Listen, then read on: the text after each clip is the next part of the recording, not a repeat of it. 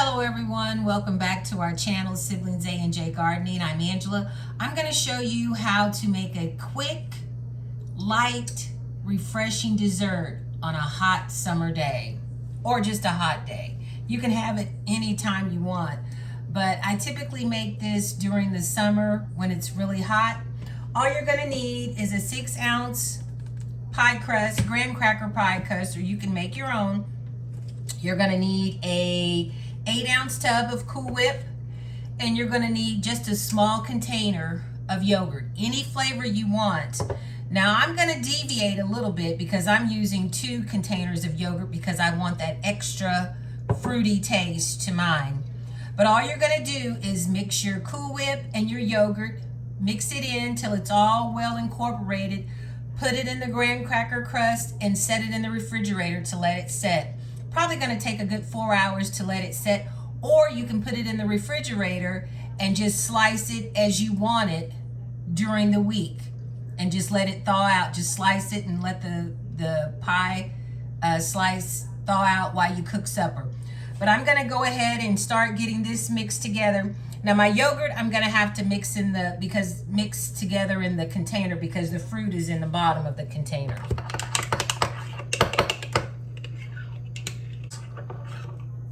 Bought strawberry. Now as a child when I used to make this, I used to get pineapple yogurt from Partridge Farms, and that is so hard to find now. I haven't seen pineapple yogurt in such a long time. I'm sure they still make it, but I don't see it in town. I guess they don't sell it in our region, maybe, I don't know. Okay, I have the yogurt in the container. Now I'm going to dump the Cool Whip, or have the yogurt in the bowl.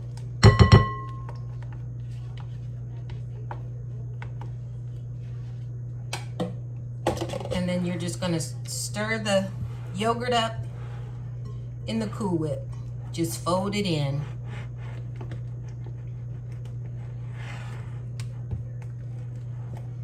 I wish I had some fresh strawberries to put on top of this once I get it in the graham cracker crust, but I don't.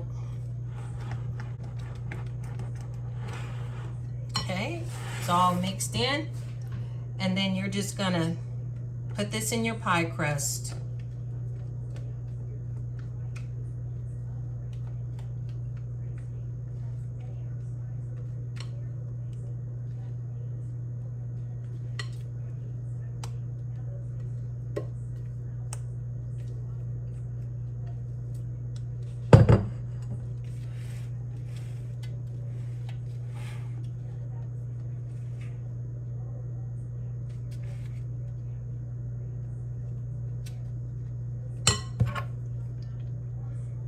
Get it spread out to the edges.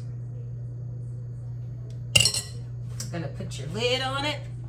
And like I said, you're gonna let it set in the refrigerator. It's probably gonna take a good 4 hours to set in the refrigerator.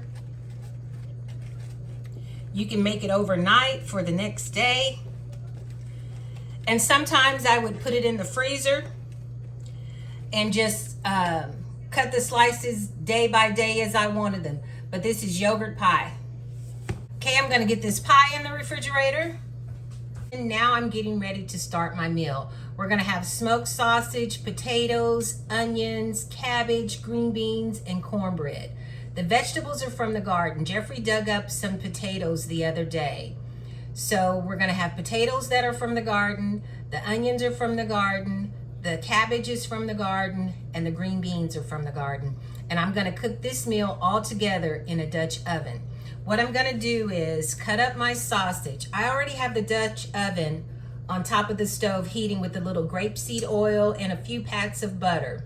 I have my oven preheated at 350. The seasonings I'm gonna use for this meal is gonna be red pepper, crushed red pepper, smoked paprika, garlic, black pepper, and a little seasoning salt. And I'm also gonna use the pollo seasoning to make the chicken broth.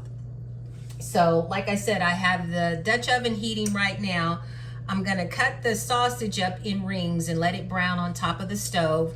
Then I'm gonna cut the onion up once I take the sausage out, cut the onion up and let it cook in the fat that was rendered from the sausage. Then I'm gonna put the potatoes in, I'm gonna put the green beans in, stir those up in the fat, let them cook a few minutes on top of the stove. Then I'm gonna put the cabbage in, and then I'm gonna top it with the sausage. And then I'm gonna put a little pollo seasoning on top with some water, and just enough water to let the vegetables steam inside the oven. And I'm gonna cook the vegetables until the potatoes and the green beans and the cabbage is done. And then I'm going to take that out, crank the oven up, and make cornbread. I may do some apples, I'm not sure yet, because my daughter and I both like the apples. Just depends on how time runs. But I'm gonna get started with slicing these sausage. I will tell you, I was going to use the second batch of sauerkraut that I made. And I remember I told you all the first batch, it was just too hot outside. I should have brought both batches inside. The first batch, it spoiled. We had extremely hot weather. So I had to dump all those jars that I made of that. The second batch, I didn't fill them you're supposed to put as much cabbage as you can in that jar. Just stuff it till you can't stuff it anymore. And unfortunately, I didn't do that. So I just tasted, one jar tastes okay, but I'm kind of hesitant on using it because the others that I tasted they had like sauerkraut is sour, but it just didn't taste right. So I think I'm just gonna dump all of that second batch too. And that is so discouraging because I wasted so much cabbage, and those heads of cabbage were so pretty. Now the recipe is foolproof. It was all my fault. And I know it was my fault because the recipe that I got it from, Tipper from Celebrating Appalachia, she talked about the first time she made it. And she told her mom, because it's her mom's recipe, she told her mom that it just didn't turn out right. And her mother told her, you didn't stuff the cabbage enough. You've got to stuff that cabbage. So I'm telling you all, try the recipe because it does work. But just remember, you have to stuff those jars with cabbage. Just stuff it till you can't stuff it anymore. But anyway, that's my little spill on that. So I'm just going to use a head of cabbage that I cut when I did make that video. I hadn't used the cabbage yet, so I'm curious as to see how it looks. I may have to cut some pieces away. We'll just see. But like I said, I'm going to get started cutting this sausage up.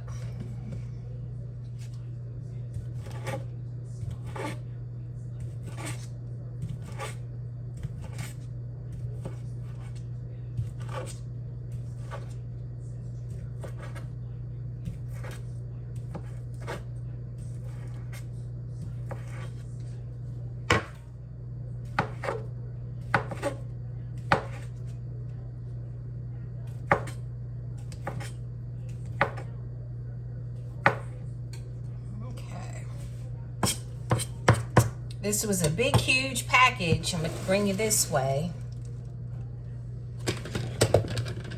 Get all these out of the way. Try to.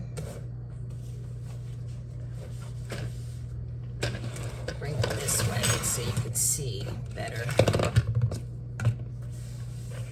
Okay. Get these in the skillet. Crank that up because I like to hear a sizzle when I do this.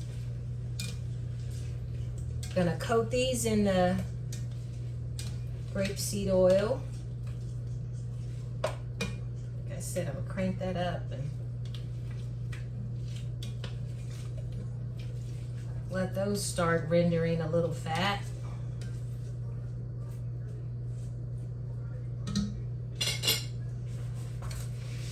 I'm going to bring the onions over and get these cut up.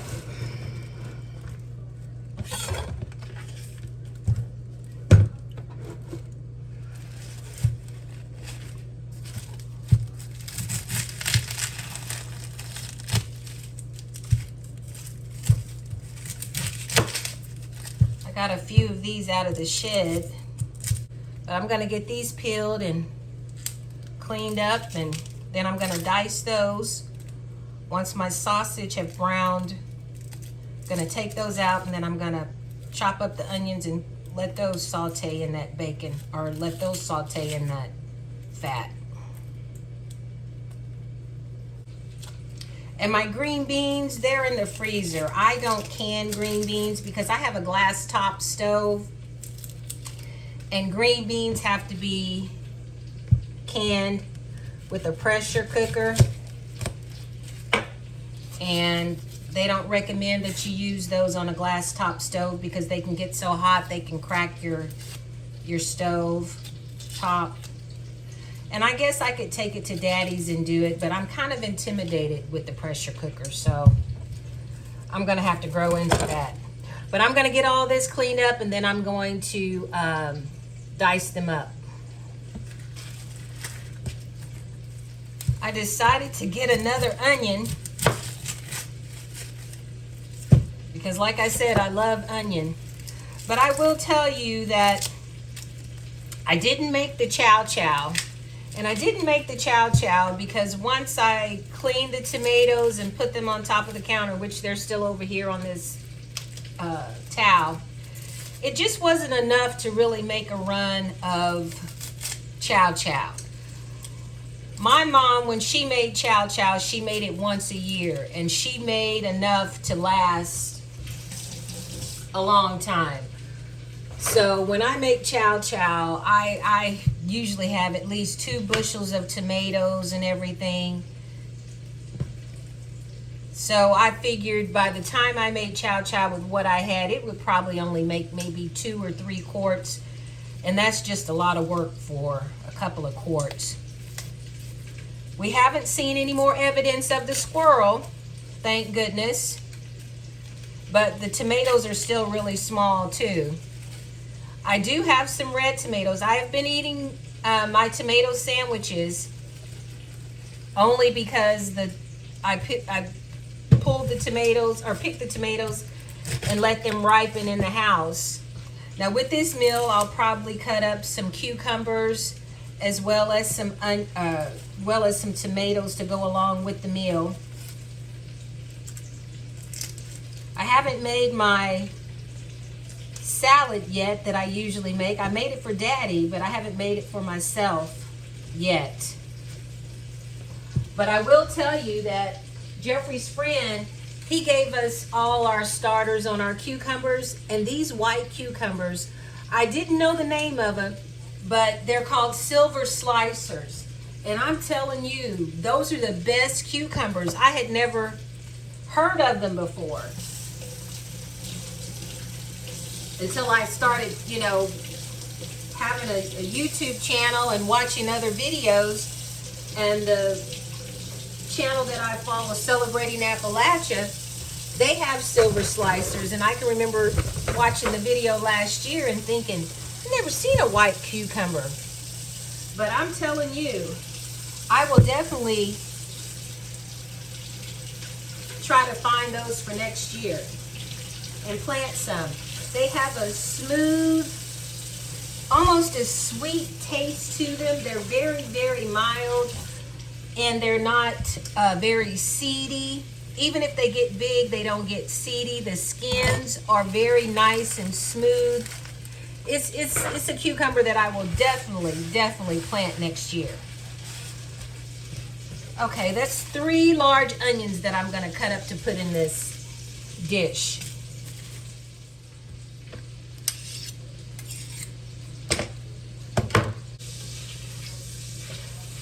The sausage is browning up nicely, rendering enough fat for me.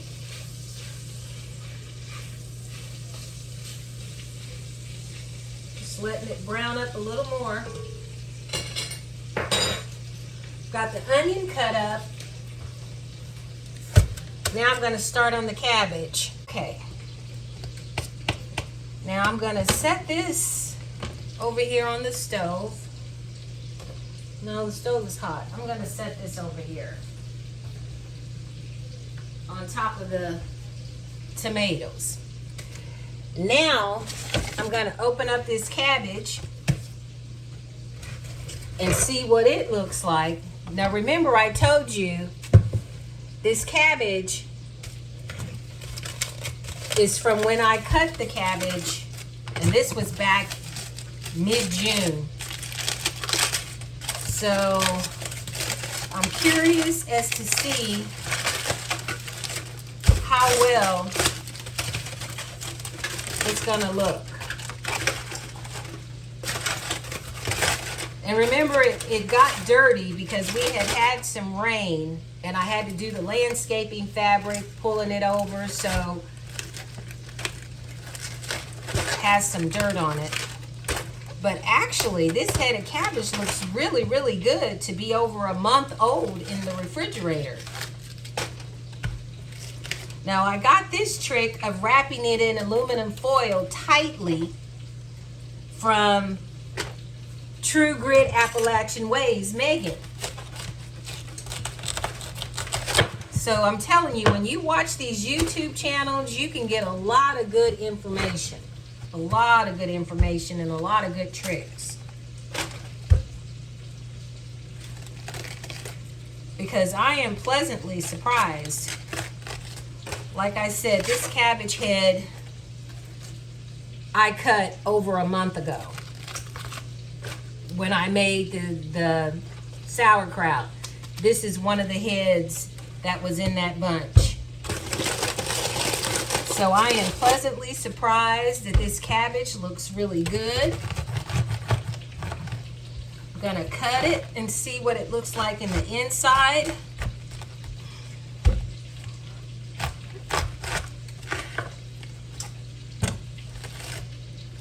Few little spots, there's a spot there and there, but all in all, and there's a spot there, this is really, really good to be in the refrigerator that long.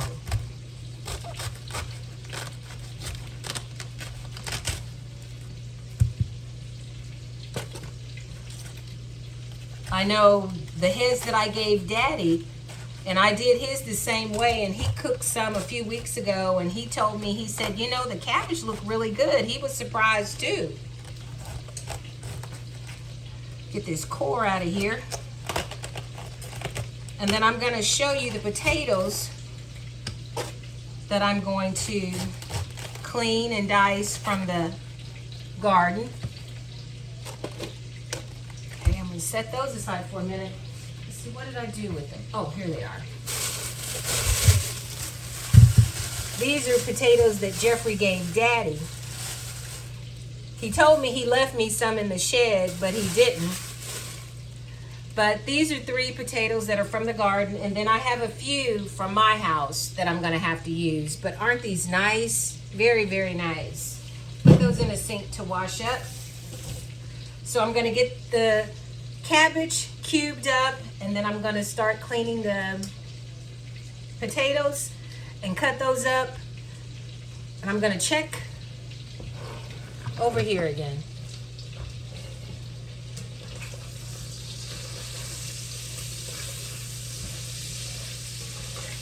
I have a lot of sausage in this pan, so this is going to take a little longer to brown them up like I like, but that's okay. I'm going to get this sausage out. I'm going to set that in the microwave, I think, so it can stay warm. I'm going to get these onions in there.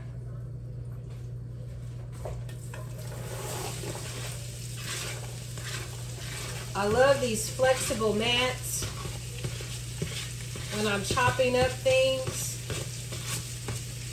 They are so useful. Okay. I'm going to coat the onion in the fat. Go ahead and season. Smoked paprika. Garlic powder.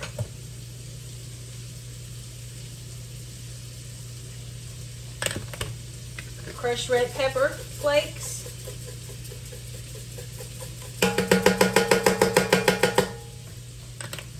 Ground red pepper. A little seasoning salt.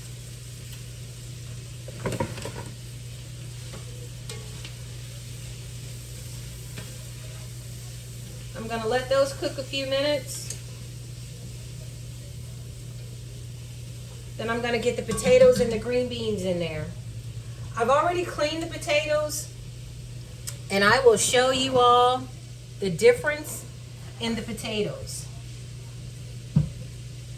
This potato came from the garden. See how pretty that skin is? And this is a potato I bought in the store. I'm gonna leave the skins on the potatoes that I bought, or that Jeffrey picked or dug up. Those skins look so tender. I may have to peel the other ones. And I'm not cutting these too thick because I want them to cook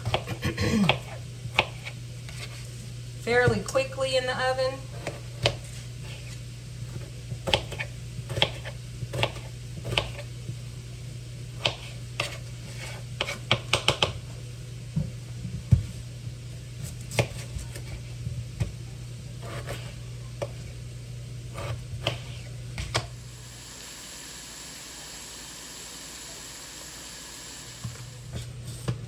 Gonna add the potatoes.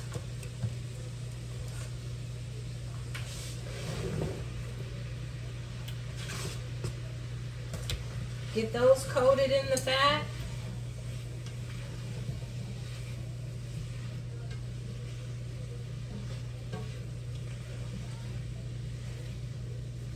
And I actually used the 3 potatoes from the garden and 1 of mine.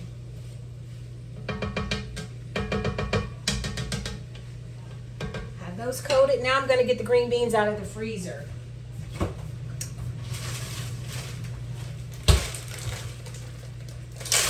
And these are green beans I picked earlier in the month.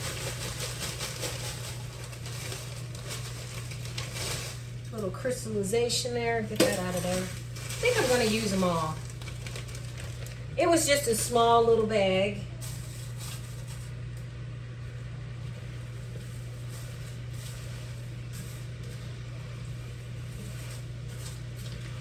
But I'm going to get those coated in the fat, let those cook for a few minutes on top of the stove.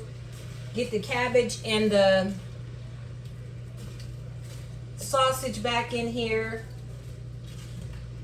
Add the pollo seasoning and a little water and just put it in the oven till all vegetables are done. And then, like I said, I'm going to crank the oven back up once I get this out of the oven for my cornbread. I don't think I'm going to do apples now. It's running kind of low on time, so I'm just going to open up a jar of applesauce for myself. Now I'm going to add the cabbage. I just showed you a picture of the green beans. And I think I'm going to only use a half of the head of that cabbage because this pan is getting mighty full.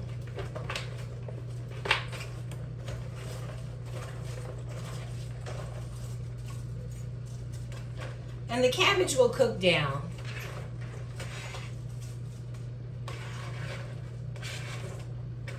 So it looks like it's overflowing, but like I said, it will cook down. Okay. So now I'm going to get the cabbage coated in the bacon fat and then put the sausage in. Okay, I have my cabbage in. So I'm going to season one more time. This is smoked paprika. This is garlic. You know I like a lot of garlic as well. This is just a little dash of seasoned salt. This is red pepper, ground red pepper, and then a few red pepper flakes. And then I'm going to hit it with some pollo seasoning.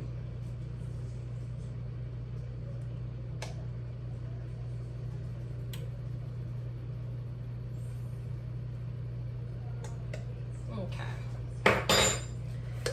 And then I have some water. Turn it off here. I have a cup and a half of water. I'm going to add a little bit to see. You know, I'm just gonna go ahead and add it all.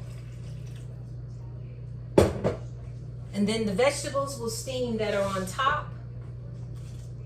I'm gonna put the lid on it.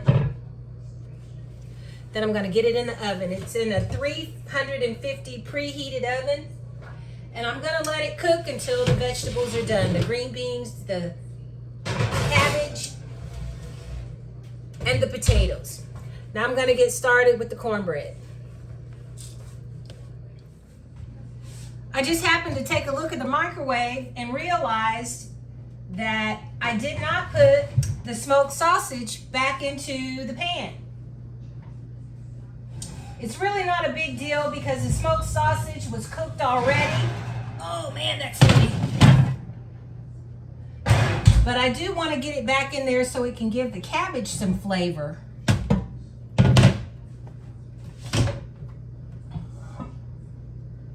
Can't believe I forgot that.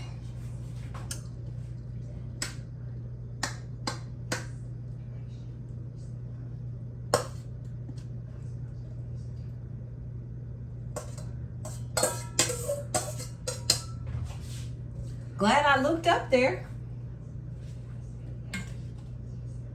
This pan is super full too. Okay. Back into the oven.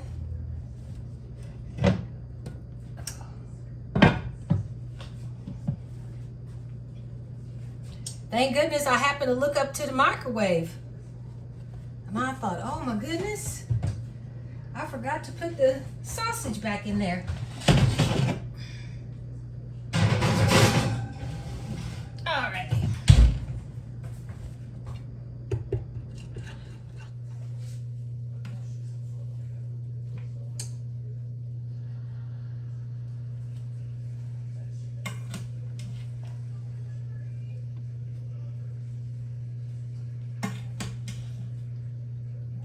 Smells so good.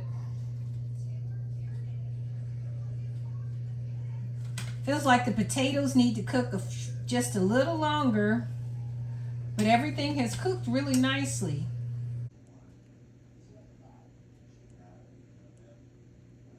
Man, this is so heavy. I can put the skillet on the bottom row or rack. Gonna crank this oven up. Gonna preheat the oven at 425 because like I said, my oven tends to burn the cornbread. You cook the cornbread on a high heat, but my oven tends to burn the bottom of the crust, so I'm gonna cook mine on 425. Had my skillet in there preheating. I'm gonna get the cornbread back in the oven and cook it till it's done. Probably gonna take about a good 20 minutes on 425.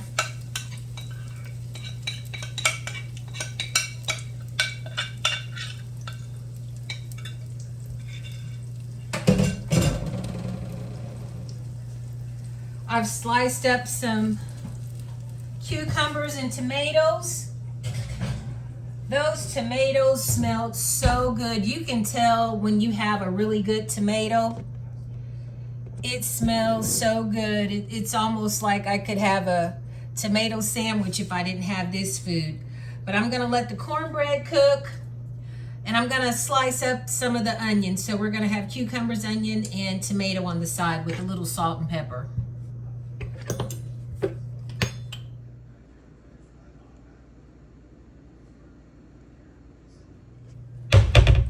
I smell the cornbread, so I know it's done. When you start smelling that cornbread, you know it's done. I'm gonna get ready to pack up and give Daddy his food.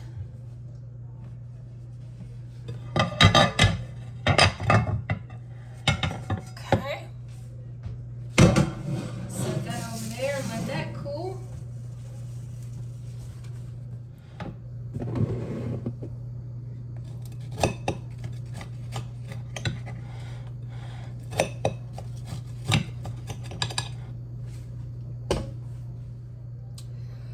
I'm gonna get me a little taste before I pack up to leave.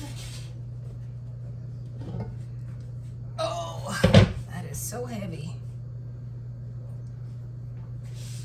Let's see here. Smells and looks wonderful. Get a little cabbage, potato, a few green beans. Just give me a little taste.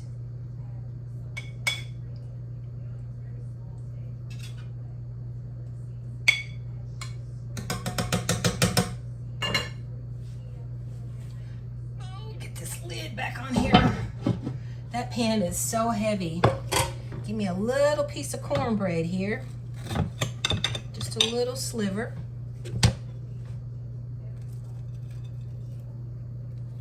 Well, it's too hot to cut actually, and I know better, but I couldn't wait. And then I have some sliced tomatoes and onions here. Get just a little wedge of onion. Well, I mean tomato. There it is. I knew it was somewhere. This tomato smells so good.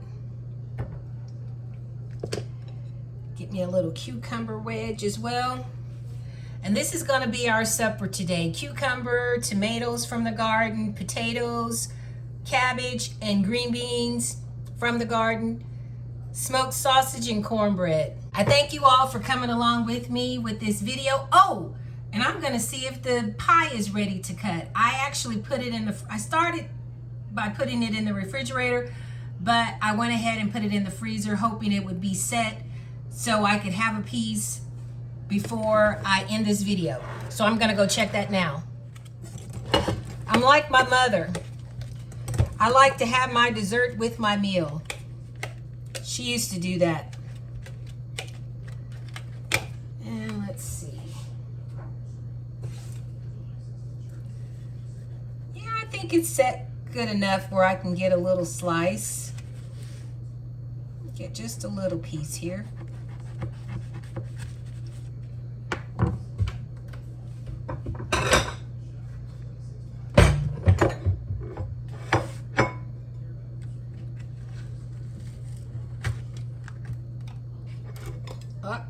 Well, turn back over. There we go. And that's the pie.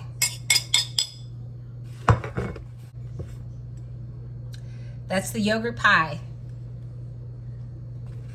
Gotta get a fork.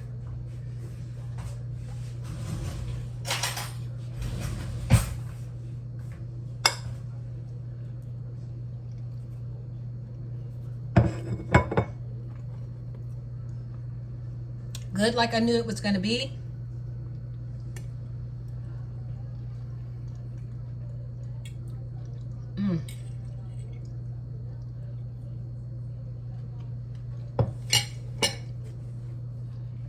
Everything is so good. It's something about that freshness from the garden. But thank you all for coming along with me while I made this meal. You all stay safe and be blessed, and stay tuned for more videos. And try this yogurt pie.